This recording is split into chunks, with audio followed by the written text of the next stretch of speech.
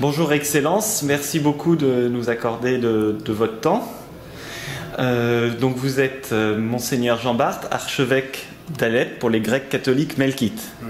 Est-ce que vous pouvez... Je suis en même temps visiteur apostolique pour les Grecs catholiques en Europe occidentale. À Alep, dont vous êtes l'archevêque, quelle est la situation de l'église melkite? Est-ce que c'est la première confession chrétienne d'Alep? Disons, si vous voulez, d'une certaine façon, la première, oui, dans un sens.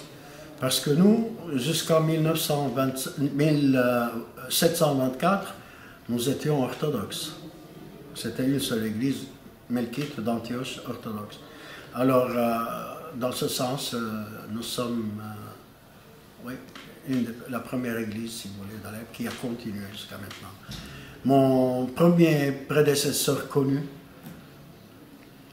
dans l'archevêché d'Alep, c'est-à-dire la création de notre archevêché, remonte à la fin du IIIe siècle.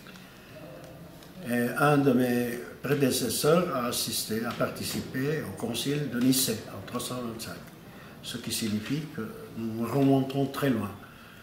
Et en fait, nous autres, nous avons toujours été dans le pays, nous avons évolué avec les situations, nous nous sommes adaptés à tous ceux qui sont venus. Et nous sommes arrivés jusqu'à cette situation dans laquelle nous nous trouvons, avec le régime qui est en train d'avoir beaucoup de problèmes actuellement. Et alors, à Alep, actuellement, quelles sont les églises présentes, à part l'église melkite? Alors, vous savez, Alep, c'est une ville extraordinaire dans ce sens qu'elle accueille 11 dénominations chrétiennes, 6 églises catholiques, 3 orthodoxes et 2 protestantes. C'est-à-dire nous avons les Grecs catholiques et Grecs orthodoxes, les Syriens catholiques, Syriens orthodoxes, les Arméniens catholiques et Arméniens orthodoxes, puis les Maronites, les Latins et les Chaldéens, ça fait 9. Puis nous avons les protestants évangéliques, arméniens et évangéliques arabes, ce qui fait 11. Et nous vivons ensemble, nous travaillons ensemble, nous célébrons ensemble, par exemple, les 1500 ans de Saint-Siméon le Stylite. Nous avions fait une grande célébration, de grandes fêtes, manifestations entre tous les chrétiens pour commémorer ce site, cette église de Saint-Siméon et ce couvent qui a survécu 1500 ans. Et justement, au sujet du convent de Saint-Siméon le Stylite, oui. Dans quel état est-il actuellement? Peut-être un peu abîmé, mais détruit, vous savez que c'est des ruines. Alors, tout est relatif. Et puis, il s'étend sur une large superficie. J'espère qu'ils n'ont pas fait beaucoup de dégâts. Et j'espère que le baptistère est sauf, parce qu'il y a un très beau baptistère là-bas.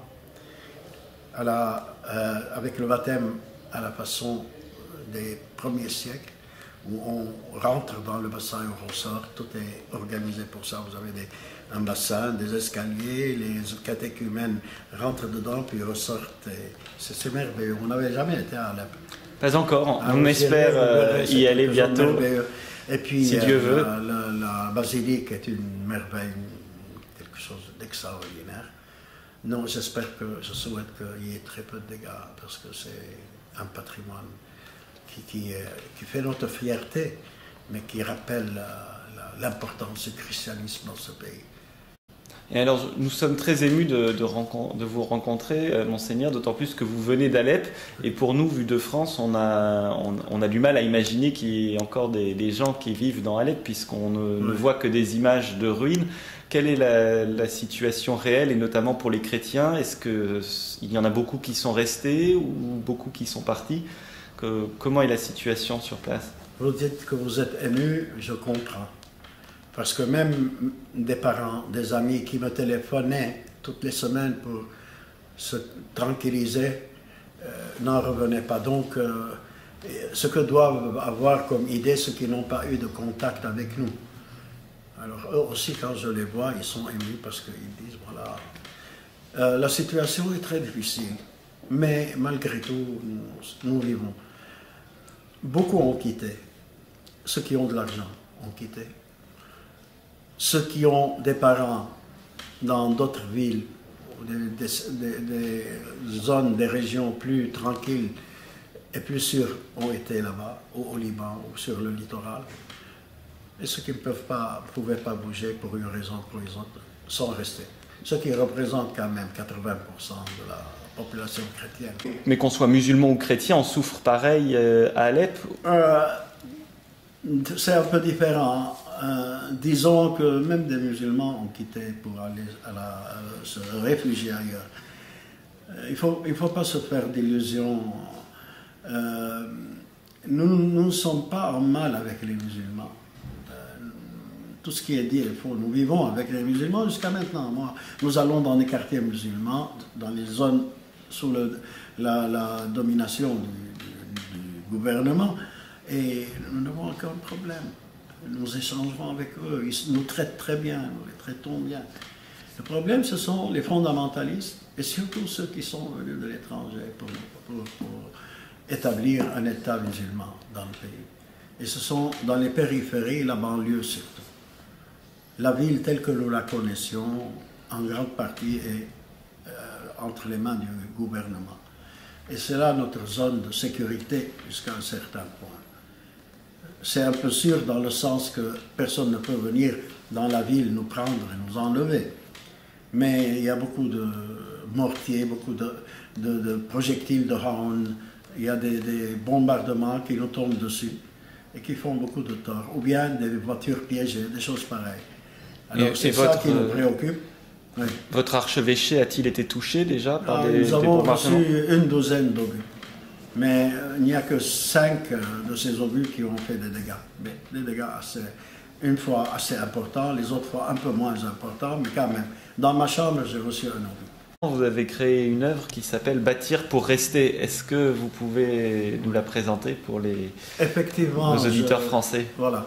Je vais vous dire pourquoi je bâtis beaucoup. Je ne bâtis pas pour le plaisir de bâtir, parce que la construction et le bâtiment, ce sont des soucis et des problèmes à l'Antiquité.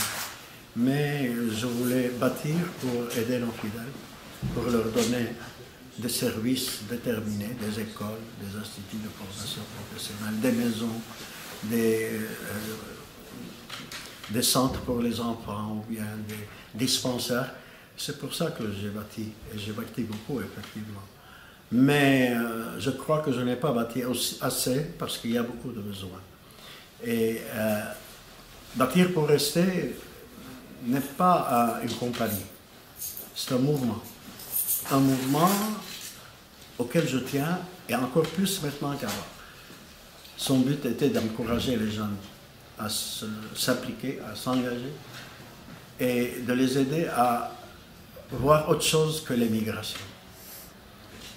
Notre discours pouvait avoir des justifications. Notre discours pouvait être un discours raisonnable, mais venant de nous, beaucoup de jeunes disent voilà, nous savons la rengaine et ils ne veulent pas que nous partions. Et effectivement, nous essayons de les encourager à rester. Alors j'ai pensé que si les jeunes eux-mêmes, les laïcs, pas seulement les jeunes, à partir de 17-18 ans, n'importe quel laïc qui veut peut faire partie, s'inscrire dans ce mouvement, qui a pour but d'envisager, de voir l'avenir positivement et de voir comment on peut faire pour rester dans le pays et ce dont on a besoin pour aider les jeunes à rester. Alors, pour rester finalement, on se rend compte qu'il faut bâtir. Il faut bâtir la pierre, mais il faut bâtir la personne, il faut bâtir la mentalité, il faut créer un esprit positif. Il faut que tous nous soyons engagés à vouloir rester. Alors, c'est ça, bâtir pour rester est un mouvement qui veut sensibiliser tout le monde, jeunes et moins jeunes, à l'importance de notre permanence dans le pays et à l'avantage qu'ils peuvent avoir à rester dans le pays et au fait qu'ils peuvent faire de leur pays un pays aussi beau que celui dans lequel ils vont aller.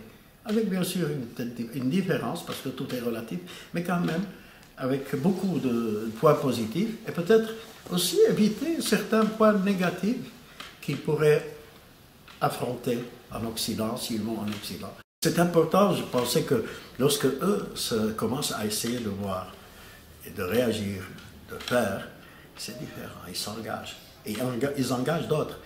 Et puis, souvent, malheureusement, beaucoup de personnes dans des communautés comme la nôtre, et peut-être ailleurs aussi, ils sont comme des moutons de panurge.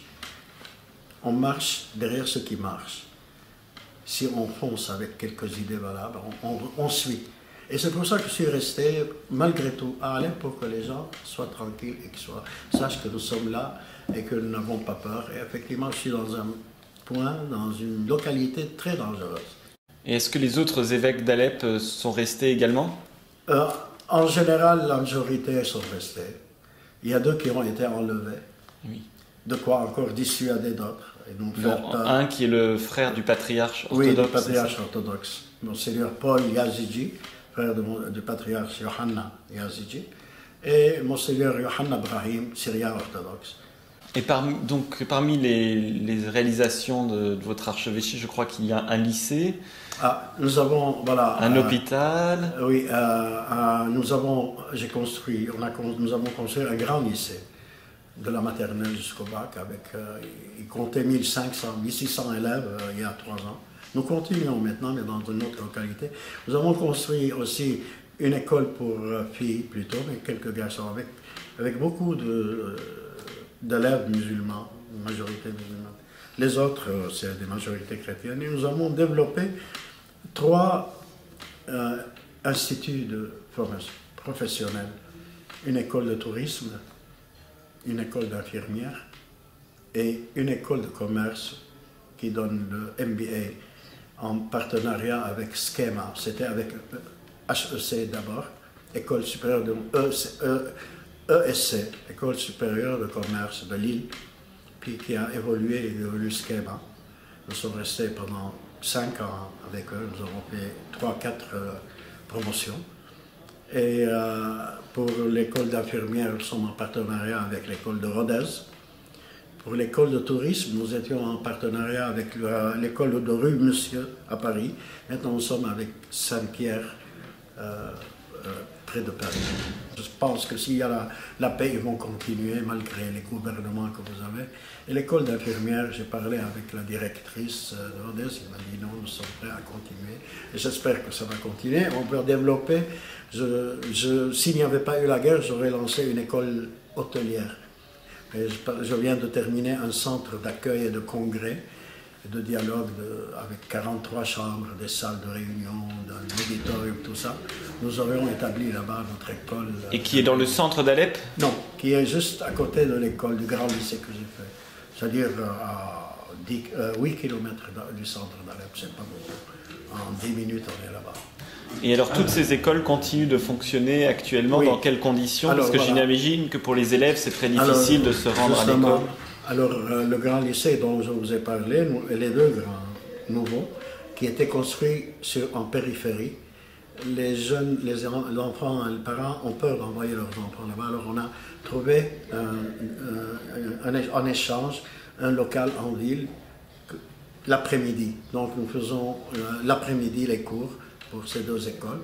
Nous avons pour l'école Amal, qui a 1500 élèves, nous avons 1 millier d'élèves qui viennent, ce qui est très bien.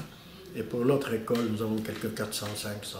L'autre école ne va pas jusqu'au bac, il va jusqu'au brevet, mais ça continue. Et les autres écoles fonctionnent comme il faut. Nous essayons j'ai beaucoup travaillé l'année dernière pour essayer d'assurer des bourses d'études. J'ai réussi à assurer pour 580 élèves des bourses d'études pour subventionner leur scolarité parce que les parents ne pouvaient plus, il n'y a pas de travail, les gens n'ont pas de ressources, de revenus. Alors j'ai réussi des bienfaiteurs, des organisations m'ont aidé, j'ai réussi à payer, à donner les scolarités de 580 élèves, ce qui est bien. Et ce qui encourage les autres et encourage les parents à continuer la formation de leurs enfants parce que c'est leur seul espoir et c'est notre seul espoir. Maintenant, avec ce qui se passe justement, je pense qu'il est très important de mettre tout son poids dans la formation, l'éducation. Le nombre est en train de nous trahir mais peut-être nous nous rattraperons par la qualité. Alors si ce qui reste, même si c'est 70-80% de nos fidèles, s'ils sont avec un bon nombre de personnes qualifiées, ils pourraient remplir la place et porter le témoignage que nous souhaitons, un témoignage de civilité, un témoignage de capacité. Et tous ces instituts et écoles sont des lieux de convivialité avec Oui. les musulmans, puisque Oui, notamment Geneviève Antacli, qui a participé à la création de l'école d'infirmières, me disait que dans les médecins, il y avait beaucoup de musulmans qui enseignaient. Dans les médecins, il y avait beaucoup de musulmans, et dans les ailes, la majorité était musulmane, parce que jusqu'à maintenant, malheureusement, chez les chrétiens, ils considèrent le métier d'infirmière comme avilissant, parce que l'infirmière est traitée comme une boniche, ce qui est faux, ce qui n'est pas bon. Mais nous essayons de faire des efforts pour leur donner une autre idée et pour inciter les hôpitaux à bien traiter les infirmières, surtout celles qui sont, toutes, mais celles qui sont formées plus particulièrement. Et c'est pour ça que j'essaie de donner beaucoup de bourses d'études aux étudiants chrétiens qui voulaient faire infirmière. Et alors on parle beaucoup à Alep de coupures d'électricité, de coupures d'eau. Comment s'organise la vie quotidienne avec une telle difficulté? Nous souffrons beaucoup. L'électricité, à cause de la destruction de certaines centrales électriques et de l'endommagement des lignes de transport électrique, il y a beaucoup de pannes. Alors toutes les fois qu'il y a des réparations de nouveau, les rebelles détruisent quelque chose, font quelque chose pour arrêter l'électricité. Et quand il n'y a pas d'électricité, aussi l'eau en souffre parce que souvent elle est pompée par les moteurs et les générateurs électriques. Il faut de l'électricité pour pomper et surtout pour filtrer l'eau. Ils ne peuvent pas donner facilement l'eau dans la ville si elle n'est pas filtrée pour éviter qu'il y ait des maladies. Mais maintenant ça reprend et reprend. Mais c'est très pénible parce que pendant déjà un an et demi que nous souffrons un jour de manque de ravitaillement parce que la ville était assiégée. Un jour de coupure d'électricité, un autre jour coupure d'eau, etc., etc. Et comment la ville était-elle ravitaillée pendant qu'elle était encerclée par hélicoptère? Il y a eu beaucoup de difficultés. Ravitaillée par hélicoptère, plutôt, c'est un peu trop dire parce que c'est une grande ville. Au moins pour le pain, il y a eu quelquefois un ravitaillement par hélicoptère, mais il y avait toujours moyen de se débrouiller. Mais grâce à Dieu, le siège n'a pas duré plus de 2 mois, 1 mois et demi, 2 mois. Nous avions manqué de carburant, d'essence, de pain, parce que même la farine n'arrivait pas. Puis quand c'était ouvert, ils ont pris des dispositions pour faire des stocks stratégiques qui nous permettent d'aller plus vite. Maintenant, je crois que ce point-là est de moins en moins percutant. La situation s'améliore. S'améliore sur ce point-là, oui, le ravitaillement. Et dans votre clergé, est-ce que vous avez encore des prêtres qui sont en dehors d'Alep, qui sont dans des villages J'en avais, maintenant, ils ne sont plus là. Il y avait un qui était dans Araka. Alors quand les islamistes sont rentrés, il a dû déguerpir, partir, parce qu'ils voulaient l'arrêter, puis ils l'auraient peut-être exécuté pour une raison ou une autre. Son église a été très endommagée. Dans un autre village aussi, un peu plus loin, sur l'Euphrate aussi, à Tabaka, ils ont démoli l'église, mais le curé n'était pas là. Alors, autrement, la majorité de nos prêtres sont dans la ville. Et par exemple, à Raqqa, il n'y a plus d'habitants chrétiens? Quelques unités, presque plus. Et qui se sont réfugiés à Alep ou à Damas? Alep ou ailleurs, c'est ça, oui. Mais il y a une autre localité qui est dans la banlieue d'Alep, qui a là, il y avait 2 prêtres, mais ils sont rentrés dans la ville parce que cette banlieue a été investie par les rebelles, et même les chrétiens de cette banlieue ont quitté pour se mettre dans la ville. Et Monseigneur, donc vous disiez que la situation commence à s'améliorer quand même un petit peu. Comment voyez-vous l'avenir de la Syrie et d'Alep? Je ne saurais pas vous dire pour le moment, mais peut-être en juin, je pourrais avoir une idée un peu plus claire. Mais d'après ce que je vois, d'après ce que j'observe dans le pays, l'armée est en train de prendre en main la situation. de plus en plus. Je me demande si j'avais peur, moi, à un moment donné, que l'armée ne puisse pas libérer le Krach des Chevaliers, qui est une place forte extraordinaire, et qui aurait peut-être subi des destructions et des dames vraiment malheureux. Non, ils ont réussi à la récupérer sans la détruire, ce qui est important. Et Yabroud aussi, Yabroud est en montagne, dans une zone très difficilement accessible aux chars et ils ont pu aussi déloger les rebelles de là-bas, ce qui est pour moi très significatif. Vous savez que les chrétiens ont survécu 2000 ans en Syrie, dans ces zones-là, parce qu'ils étaient dans des montagnes rocailleuses et difficiles à atteindre. C'est pour ça que ces villages étaient chrétiens en entier. Maloula, Yabroud, Sednaya, tout ça, c'était des villages chrétiens parce qu'ils étaient comme dans une citadelle. D'ailleurs, vous avez vu ça dans peut-être les prises de vue de télévision, tout ça. Et alors, quand ils ont pu prendre tout ça, je me suis dit, et puis Homs qu'ils ont récupéré, il y a une reddition à Homs, je commence à penser que Alep n'est pas à désespérer et que bientôt ils feront quelque chose. Et parce que vous savez que Alep représente le quart de la Syrie au moins, une grande ville. Le gouvernorat d'Alep compte 5,5 millions d'habitants. Alep avec sa banlieue. Alep ville dans les 3 millions, 2 900 000, 3 millions d'habitants. C'est la plus grande ville en Syrie. Elle est plus grande que Damas. Damas est la plus importante parce que c'est la capitale. De jour, il y a beaucoup de gens qui vont là-bas. Alep, c'est une très grande ville. Est-ce que les apparitions de la Vierge et les miracles qui ont eu lieu à Soufanieh, oui, à Damas, ne sont pas un signe pour dire aux chrétiens de Syrie justement qu'ils ont toute leur place en Syrie et qu'ils peuvent rester en confiance en Syrie? Que ce soit Soufanieh, que ce soit Sednaya, que ce soit les autres sanctuaires à travers le pays. À Alep, nous avons des sanctuaires aussi, un sanctuaire à la Sainte-Vierge dans notre cathédrale qui est très, très fréquentée, un sanctuaire pour Saint-Georges. Tous ces sanctuaires, tous ces commandements donnent aux chrétiens des raisons de rester et des raisons d'avoir confiance dans l'intervention divine, la providence.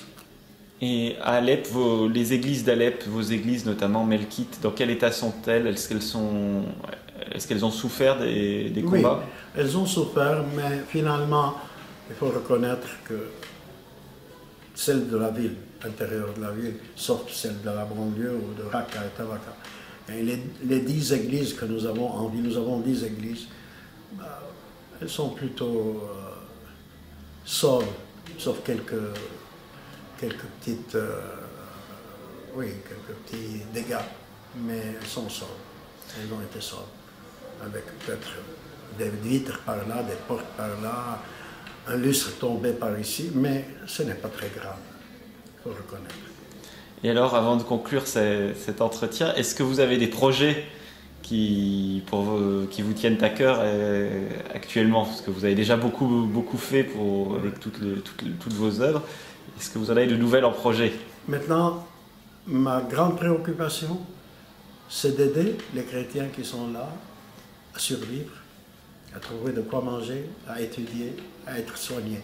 Tous mes efforts vont là. Mais dans ma tête, je commence à avoir des projets pour après la guerre qui sont très importants à mon avis, et c'est plus important, un peu difficile que maintenant, c'est lancer une campagne de construction, de reconstruction, de projets pour donner du travail aux jeunes.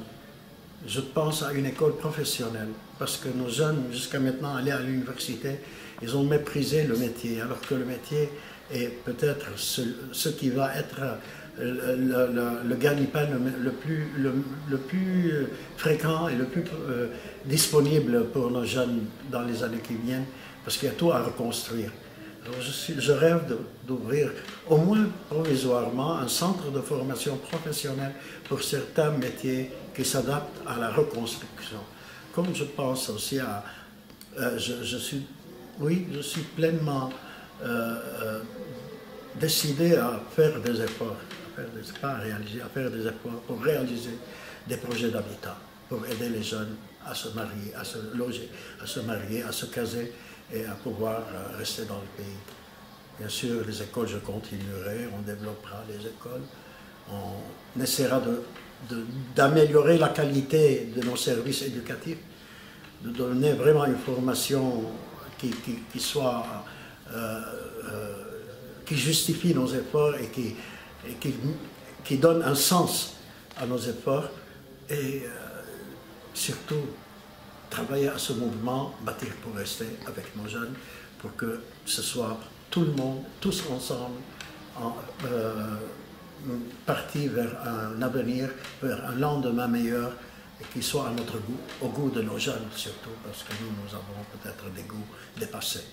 Est-ce que vous pouvez nous dire l'importance de ces jours que vous venez de passer à Paris pour l'église Melkite? L'importance de ces jours, premièrement, madame, il faut dire que nous célébrons les 125 ans de la fondation de Saint-Julien-le-Pauvre, ce qui est important et ce qui encourage aussi nos fidèles ici dans le pays à se rappeler que nous sommes là depuis longtemps et aide les Français à considérer que nous ne sommes pas des intrus de cette dernière guerre, mais que nous sommes là depuis 125 ans. Aussi, nous avons essayé de rassembler un certain nombre de nos fidèles, de les sensibiliser. Mais je crois que le plus important, c'est justement de se souvenir, de nous rappeler que nos aïeux ont fait beaucoup d'efforts pour que nous soyons maintenant là. À cette occasion, je vous dis que ce n'est pas notre première église. La première, c'est celle de Saint-Nicolas de Myre à Marseille, où des fidèles de notre église sont venus avec les troupes de Napoléon, parce qu'ils avaient collaboré avec l'armée de Napoléon là-bas. Ils ont dû quitter lorsque les Anglais sont venus, parce qu'ils avaient peur d'être persécutés. Ils avaient aidé Napoléon à faire des publications, parce que vous savez que lorsque Napoléon a été en Égypte, il a fait des premières, entre autres premières, il a publié un journal en arabe. Il traduisait, ils étaient traducteurs, et ils étaient comptables, ils étaient administrateurs, et un grand nombre d'entre eux venaient d'Alep et de Damas. Parce qu'Alep, depuis le XVIIe siècle, était une ville très ouverte à l'Europe. C'était un grand centre commercial à Alep, c'était la route de la soie. À Alep, au XVIIIe siècle, il y avait 10 dénominations européennes, des colonies européennes vivant en ville. Là, c'est pour ça que les Alepins... Et un consul français, je crois. Aussi, oui, des consuls français depuis le XVIe siècle. Et les Alepins connaissaient les langues depuis ce temps-là. Un Alepin, pour beaucoup d'Alepins, pas pour tous, mais pour beaucoup d'Alepins, il n'était pas surprenant, étrange qu'ils puissent parler 3 langues, le français, l'arabe et le turc, et parfois l'italien ou l'anglais. Donc c'est pour ça que Napoléon a demandé à son consul là-bas de lui faire un recrutement de personnes qui ont très bien travaillé avec lui et qui l'ont beaucoup aidé. D'ailleurs, ce sont ces gens-là de Syrie qui sont venus, une partie d'entre eux sont venus à Marseille, et vous avez de grandes familles à Marseille, Sakakeni, Daher, tout ça, ce sont des originaires d'Alep et de Damas, et certains sont restés en Égypte, ils ont lancé la renaissance avec Mohamed Ali Bacha. C'est un autre discours. Merci beaucoup, Monseigneur.